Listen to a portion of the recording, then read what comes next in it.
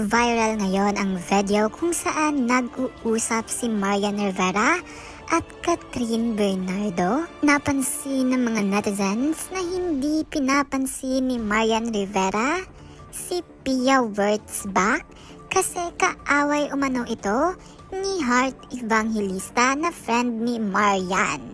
Yan ang naging chismis online.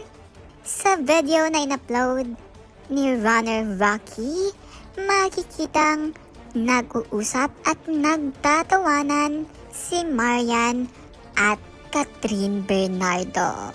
Habang nasa likod naman nila ang Miss Universe na si Pia Wurtzbach na tila hindi pinapansin ng dalawa. May isang nag-comment pa na dahil may kasabihan, ang kaaway ng BFF ni Marian ay kaaway niya rin.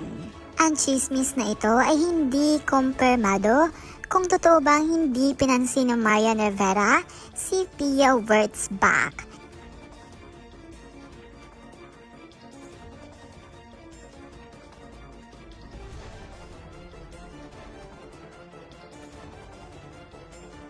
Dahil pinost ni Pia Wurtzbach ang picture nila kasama si Marian Rivera. At para mas maging updated ka, for more showbiz update, like and subscribe.